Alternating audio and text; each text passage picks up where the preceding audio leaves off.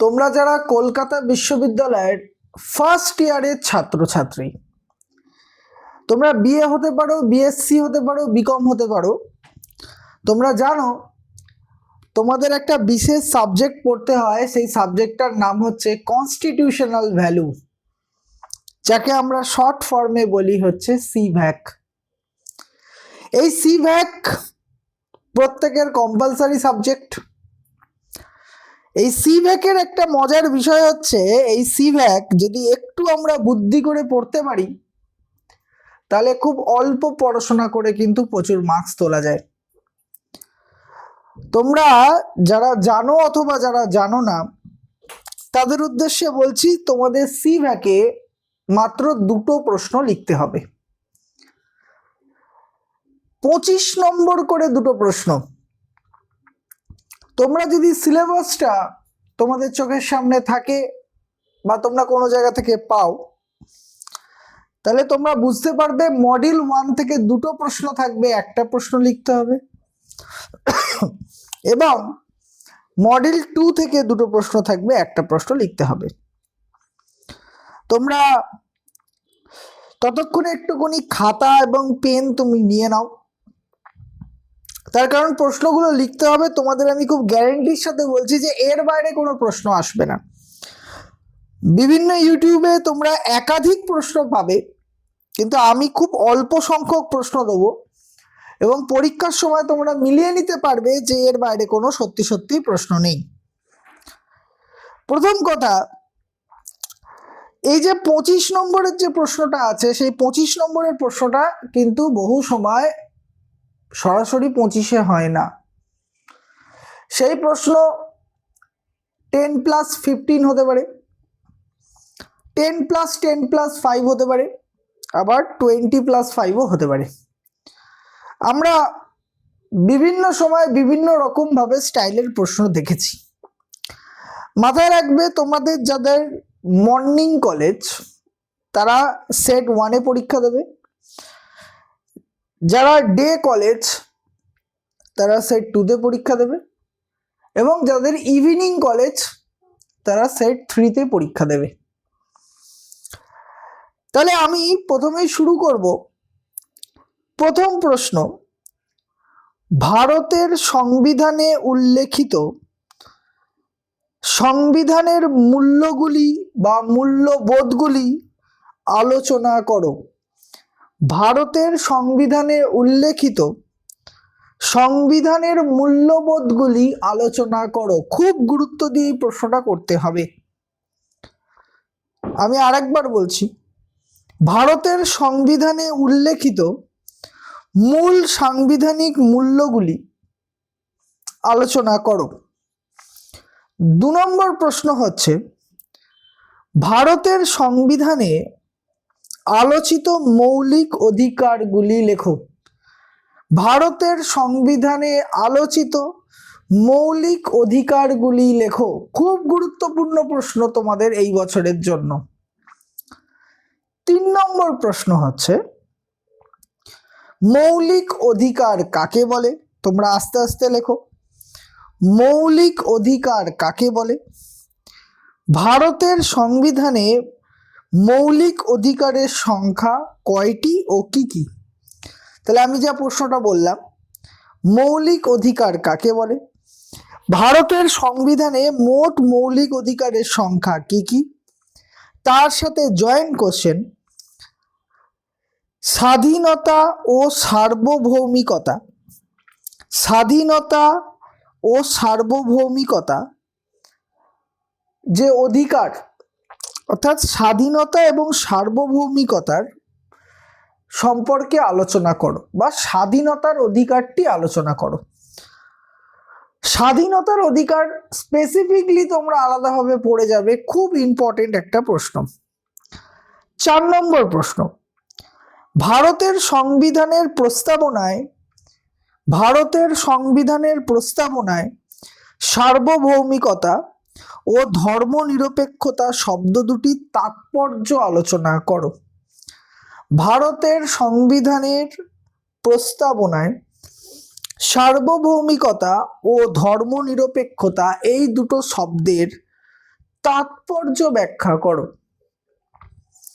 এই প্রশ্নটার মান হচ্ছে 10 + 15। 5 নম্বর প্রশ্ন হলো, ভারতের সংবিধান প্রস্তাবনায় সমাজতান্ত্রিক, ধর্মনিরপেক্ষ, গণতন্ত্র ও প্রজাতন্ত্রের ধারণা সম্পর্কে লেখো। একটা বড় প্রশ্ন, কিন্তু খুব সোজা। প্রশ্নটা অন্যরকম ভাবেও আসতে পারে। ভারতবর্ষের প্রস্তাবনার মূল নীতিগুলি আলোচনা করো। ভারতবর্ষের সংবিধানের প্রস্তাবনার মূল নীতিগুলি সম্পর্কে আলোচনা করো, এভাবেও প্রশ্নটা আসতে পারে। অথবা তোমাদের কাছে যে প্রশ্নটা আসতে পারে, ভারতের সংবিধানের প্রস্তাবনায় লেখা সমাজতান্ত্রিক, ধর্মনিরপেক্ষতা, গণতন্ত্র ও প্রজাতন্ত্রের ধারণা সম্পর্কে লেখো। আমরা এরপরে চলে যাব হচ্ছে 6 নম্বর প্রশ্নে।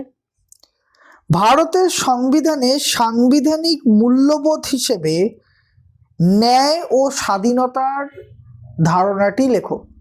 আমি খুব ছোট করে দিচ্ছি প্রশ্নটা। 6 নম্বর প্রশ্নটা হচ্ছে, সংবিধানের ন্যায় ও স্বাধীনতার ধারণাটি লেখো। ভালো করে পড়ে যাবে এই প্রশ্নটা, ন্যায় এবং স্বাধীনতার ধারণা।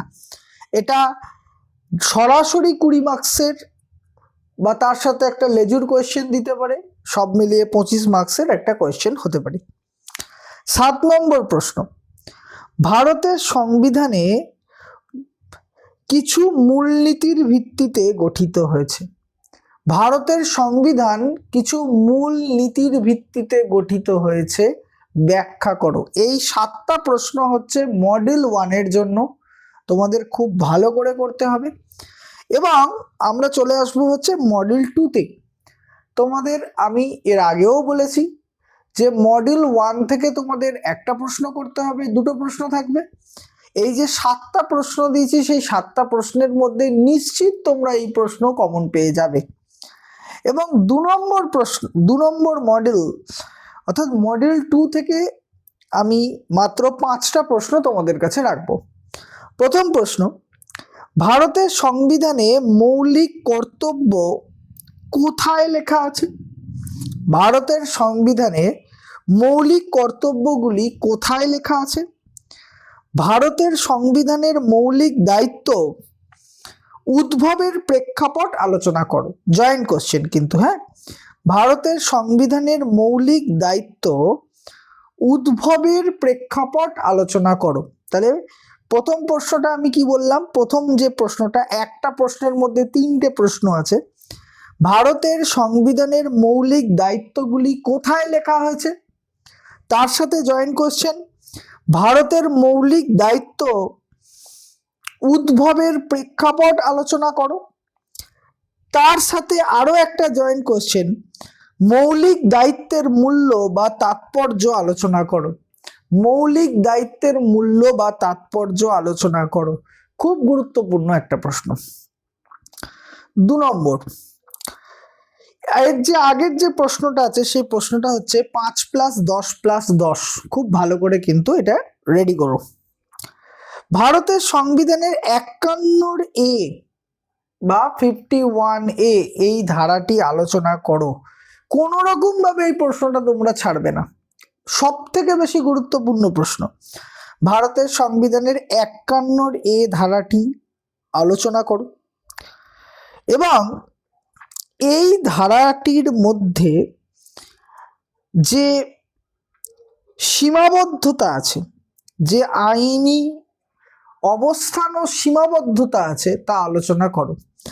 এক কথায় 51A ধারা ভালো করে পড়বে, তার সাথে একটা জয়েন্ট কোশ্চেন হিসেবে তোমরা পড়বে এই ধারাটির আইনি মর্যাদা বা সীমাবদ্ধতা আলোচনা করো। খুব গুরুত্ব দিয়ে পড়বে, এই প্রশ্নটা কিন্তু কোনো না কোনো জায়গায় কিন্তু চলে আসতে পারে।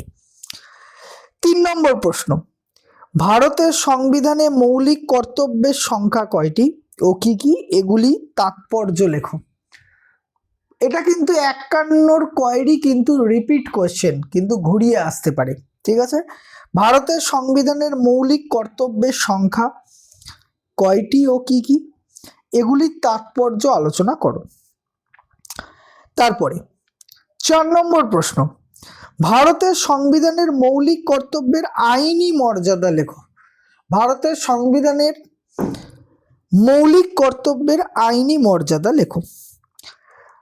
আমরা লাস্ট আমি যে প্রশ্নটা বলবো, এই প্রশ্নটাও কিন্তু তোমরা খুব ভালো করে তৈরি করে যাবে। ভারতীয় সংবিধানে বর্ণিত মৌলিক কর্তব্যগুলি ভালো নাগরিক তৈরি করার ক্ষেত্রে আমাদের নির্দেশিত করে। ব্যাখ্যা করো। আমি রিপিট করছি, ভারতীয় সংবিধানে বর্ণিত মৌলিক কর্তব্যগুলি ভালো নাগরিক তৈরির মূল্যায়ন করতে আমাদের নির্দেশ করে।